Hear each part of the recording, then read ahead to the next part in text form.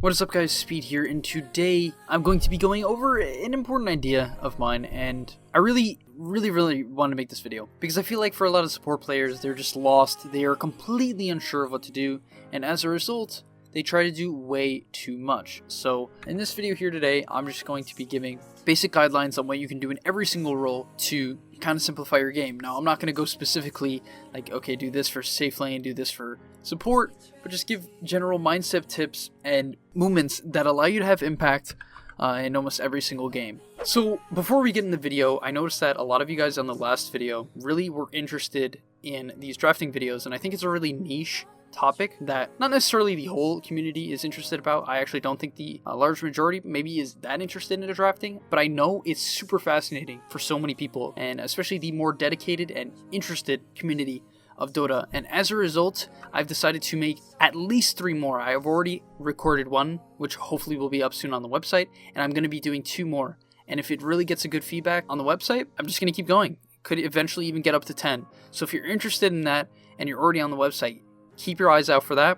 It will be coming. But if you're not on the website and you really love drafting, and this sounds like interesting to you, I'm talking about the drafting simulation that I did in the previous video, if that wasn't clear, then please consider checking it out. I'm going to be doing these and giving infinite knowledge on drafting.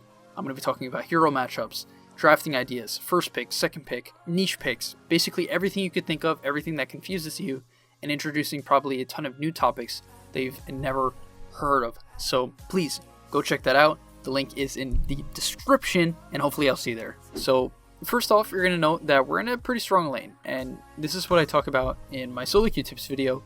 The first thing that makes your game simple, because what the main topic of this video is to simplify, right? Simplify Dota. The first thing you want to do to simplify your game is pick at least a decent lane, right? Picking garbage lanes makes the game hard. Now, it's not the end of the world, however, if you do have the worst lane. But I just want to go over basically how I'm a ranked 90 player, and what I will do in this lane will seem very straightforward to you. I won't do anything particularly special, but I do all the fundamentals a lot better than a lot of other support players, and that can really help my safe laners win the lane, and it's why I'm comfortable playing support. So in this game in particular, knowing the fundamentals as support, well, really any role, and kind of having an idea of what you need to do in the game before it even starts will win you your lane. Like, it will straight up win you your lane, and it will put you out on the right path, right? And it will allow you to also focus on your learning, because if you do not understand what to do in the laning stage, you're not going to know what to do throughout the entire game, right? Learning laning stage is simpler than any part of Dota. I've seen so many players complain that like one late game fight lost them the game, or they never know what to do in the mid and late game. It really doesn't matter. It doesn't matter. What should matter to you, and if you're genuinely interested in learning whatsoever, you need to put your main focus on learning one exact part of Dota. It's way too complicated to learn everything. So first off, in order to simplify your learning process, I'm going to go back in this game, but in order to simplify your learning process, you need to focus primarily on the laning stage. And now you could say, I have the laning stage mastered. Well, first off, that's probably not true. But second off, for the majority, they just need to focus on the laning stage. I've had many students who have the basic problem of what I've been talking about, where basically they believe these mid-game or late-game problems are the main source of their issues, but typically all it comes down to is the fact that their lane didn't go how it should have, and they didn't maximize their early game times. Because everything rides off the bottom, right? Can't build a building without a foundation, and great basketball players know how to lay up first. Honestly, I kind of just came up with that, but it makes a lot of sense, right? You need to know how to master the beginning of Dota, and the nice thing about this idea is that the laning stage is the most consistent part of the game, right? Easily the most consistent part. So what I did when I was 3k and all the way up to 5k was I used the 1v1 solo mid mechanic. I was more of a mid player. I think that's how I raised an MMR from 3k to 5k. And you don't have to be a mid player, but I'm saying this is how I really knocked out my laning stage. I became extremely good at last hitting. I would dominate matchups, even unfavorable ones, purely based on last hitting. And that was a very simple way for me to gain MMR. I didn't focus on the mid game. I didn't focus on how to win late game. I picked one topic. I picked one topic on Dota. And I understood, okay, if I learn this better than everyone else, I'm going to start the game on the right foot. And then everything else will come naturally. And that's what happens, right? When my mid game is simple because I have a lead, I can focus on learning proper rotations, and I can focus on the bigger picture. But let's look at this game in particular, right? I'm playing Witch Doctor, and you'll notice for the first minute and 55 seconds, if you were watching the gameplay whatsoever, I was strictly zoning the enemy.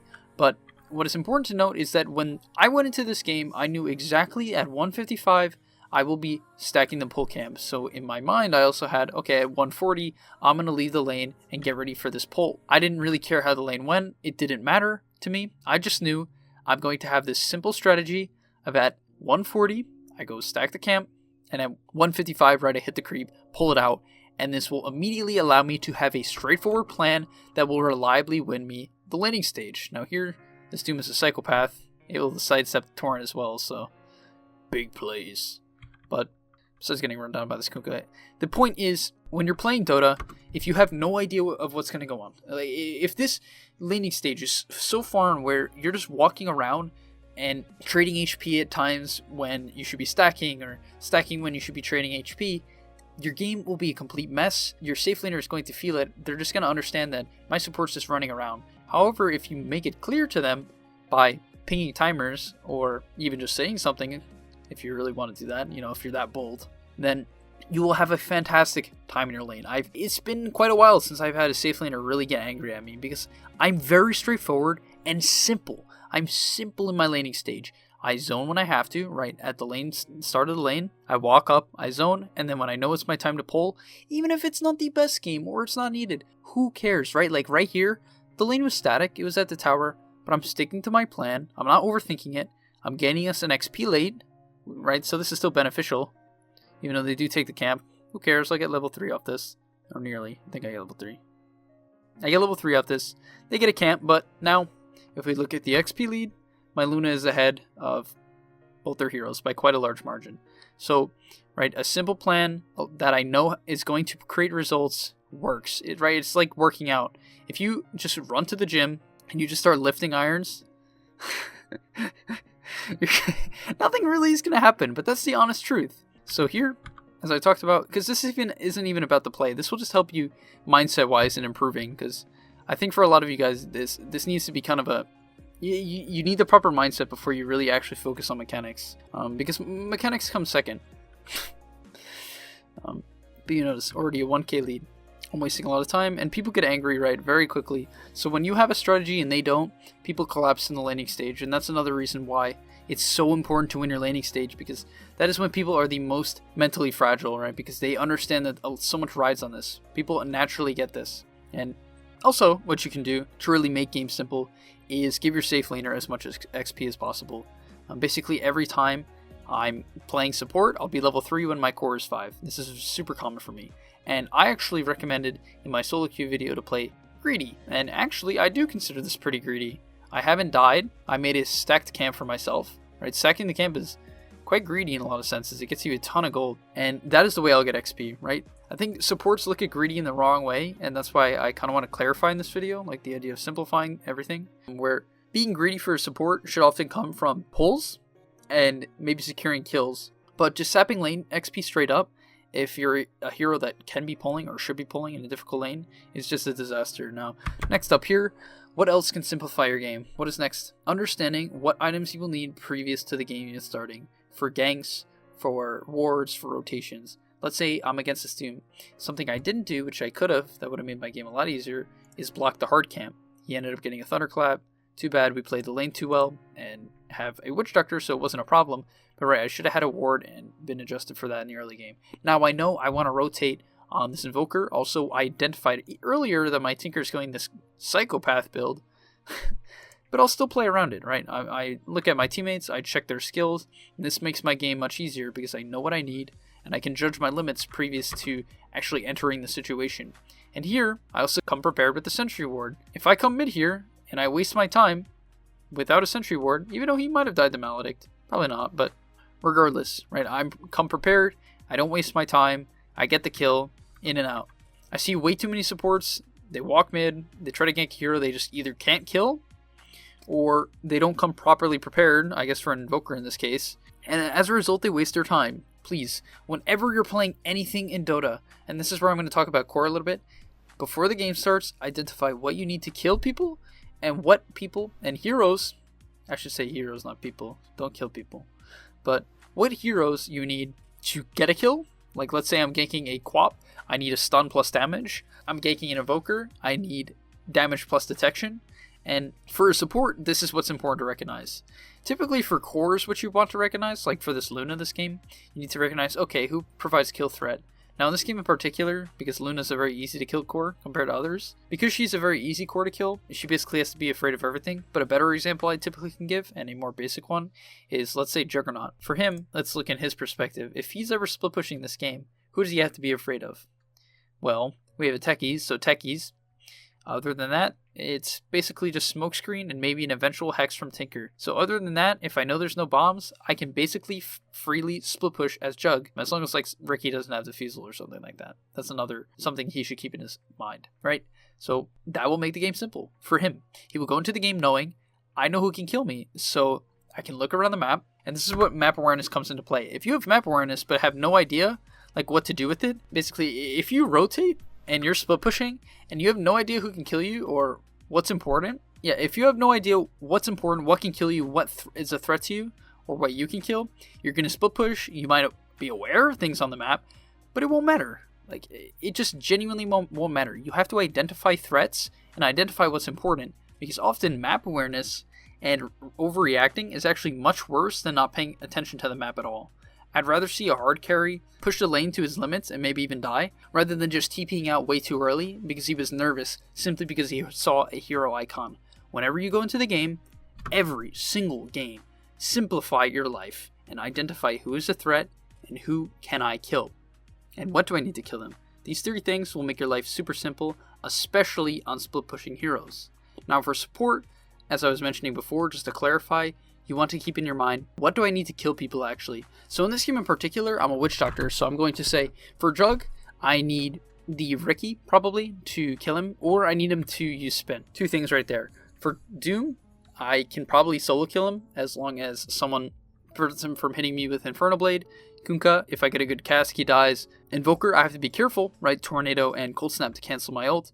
And same thing for Lion. So in this game, in particular, I want to stay in trees when casting my ult. Also, what I want to do is force plays like this, right? As I talked about with the good cask, I can still just secure very easy kills.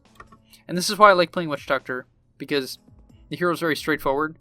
Basically, if you get a good lane and you hit 6 early, I like to buy Medallion because I'm a psycho and want to amp my damage.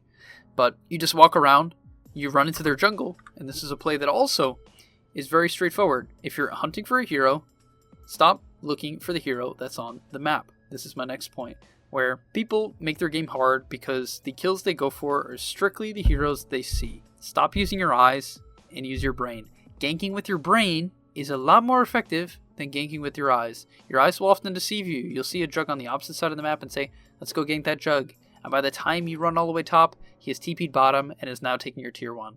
You will waste so much time, you'll get caught off guard, and you'll lose major objectives, including Roshan, for simply walking to heroes you see on the map.